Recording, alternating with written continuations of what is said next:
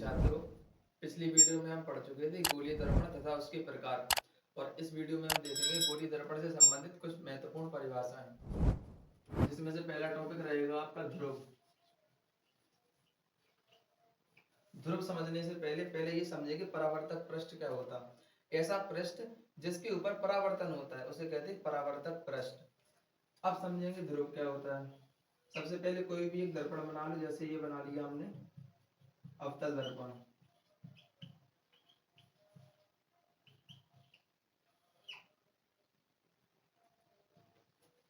तो देखिए, किसी भी गोलीय दर्पण का वह मध्य पृष्ठ, वह मध्य परावर्तक पृष्ठ क्या कहलाता? ध्रुव।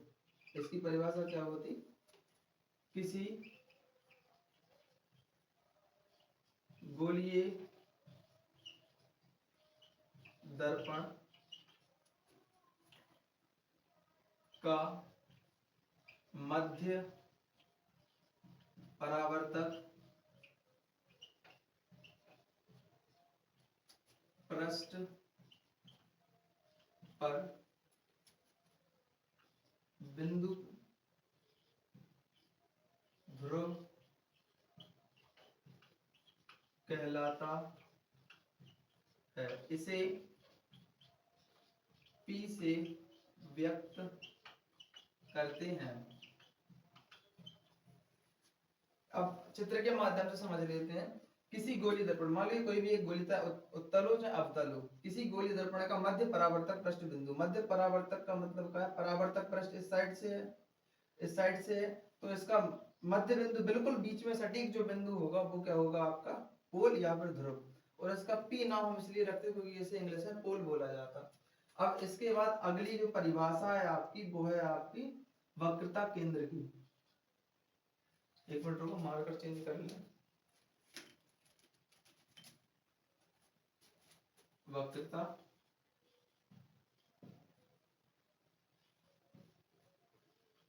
केंद्र। इसे समझने से पहले हम समझेंगे थोड़ा सा कि ये वापस से आगे गोली दर्पण पे। जैसे मान लो कोई भी एक गोला खींचते तो उसका कुछ ना कुछ केंद्र तो होता ही होगा। तो जैसे मान लो एक जो हमने गोला खींचा या वृत्त खींचा जिसका ये केंद्र होता है, सेम ऐसे हमने बोला था खोखला गोला, उसका भी कोई ना कोई केंद्र होगा। तो वक्रता केंद्र की परिभाषा क्या हो जाएगी कि कोई भी दर्पण जिस खोखले गोले का भाग होता है, कोई दर्पण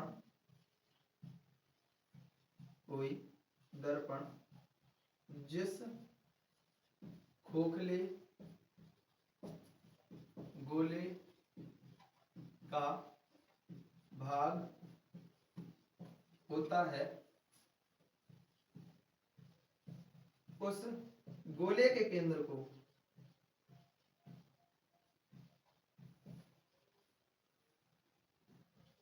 को वक्रता केंद्र कहते हैं।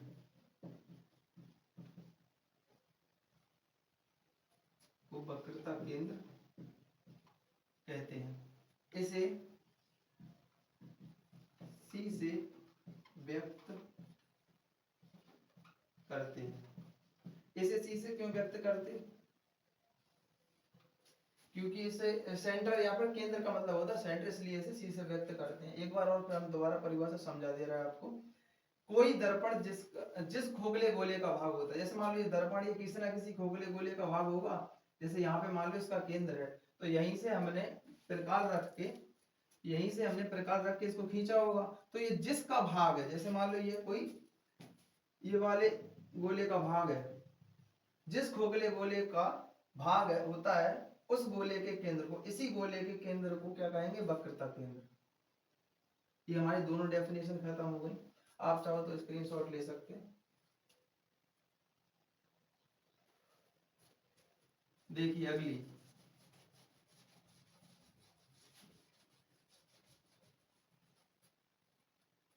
अगला है आपका मुख्य फोकस।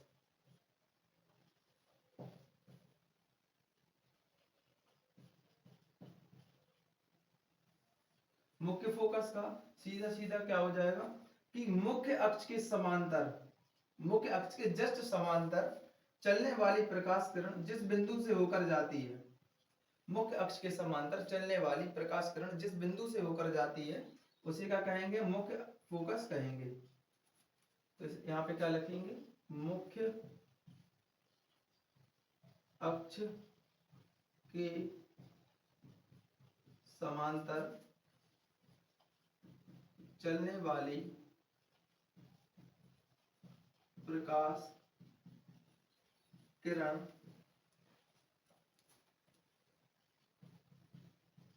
परावर्तन या टकराने के बाद, परावर्तन के बाद जिस बिंदु से होकर जाती है मुख्य फोकस कहलाता है। फोकस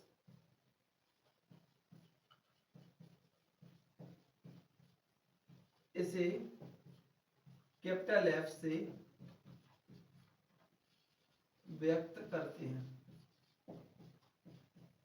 इसे हम नीचे वाली को हटा दे रहे हैं।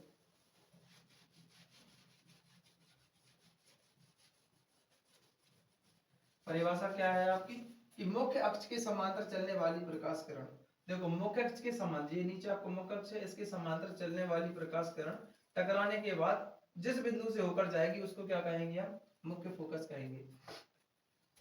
अब आप देखो मुख्य अक्ष क्या होता, मुख्य अक्ष ऐसी सरल रेखा या वह रेखा जो C और P को मिलाती है, या दूसरी भाषा में C से P को मिलाने वाली रेखा मुख्य अक्ष कहलाती है। और C क्या है, वक्रता केंद्र, वक्रता केंद्र तथा ध्रुव को मिलाने वाली सरल रेखा मुख्य अक्ष कहलाती है। ये आपकी 3-4 डेफिनेशन लगभग निपट गई। अब हम इसके बाद क्या समझेंगे, देखो अपना C हो गया, F हो गया, P हो गया और मुख्य अक्ष हो गया, 4 डेफिनेशन खत्म हो गई। अगली डेफिनेशन है आपकी वक्रता त्रिज्या की, वक्रता त्रिज्या।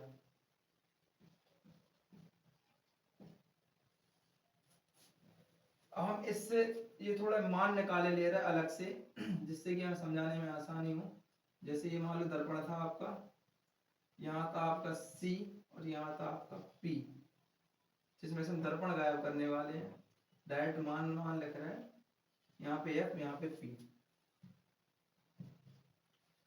देखो सबसे पहले समझ लो वक्रता केंद्र से ध्रुव P तक की दूरी, वक्रता केंद्र से ध्रुव P तक की दूरी को वक्रता त्रिज्या कहते हैं। वक्रता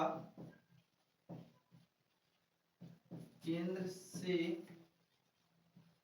ध्रुव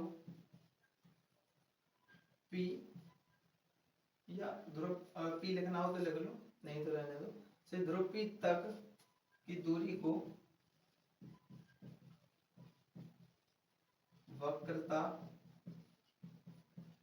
त्रिज्या कहते हैं। इसे त्रिज्या को हम किससे व्यक्त करते, R से। जैसे हम मैथ में जब सवाल वगैरह लगाते उसमें भी R से करते व्यक्त, इसमें भी हम R से करते, इसे कैपिटल R से व्यक्त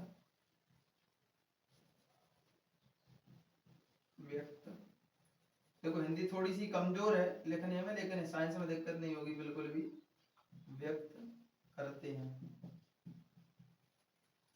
अब अगली जो आपकी डेफिनेशन वो है फोकस दूरी। फोकस दूरी कुछ नहीं करना, अगर आपने मुख्य फोकस पढ़ा है और ध्रुव पढ़ा है तो आपकी फोकस दूरी की परिभाषा बिल्कुल सिंपल है। क्या कि ध्रुव P से बिंदु F तक की दूरी या ध्रुव P से मुख्य फोकस तक की दूरी क्या कहलाएगी, फोकस दूरी। क्या लिखेंगे, ध्रुव P से ध्रुव P से मुख्य फोकस तक की दूरी, फोकस दूरी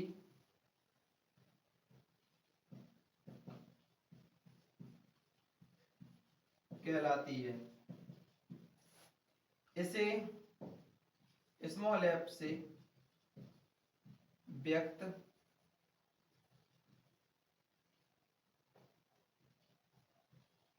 करते हैं।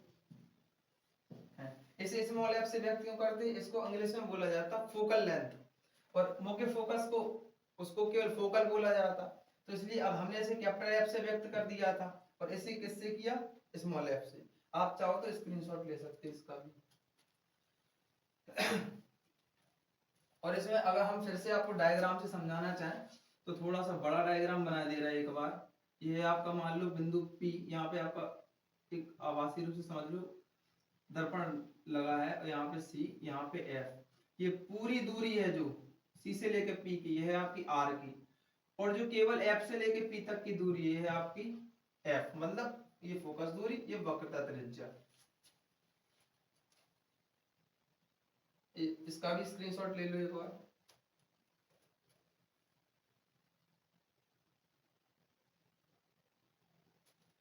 इसमें एक डेफिनेशन और होती द्वारक की, जो कि हम आपको जब डेरिवेशन समझाएंगे उसमें और अच्छे से समझ में आएगा, इसलिए यहाँ पे डेरिवेशन, इसमें द्वारक का हम कुछ भी नहीं बता रहा है, सीधा आपको डेरिवेशन में बताएंगे।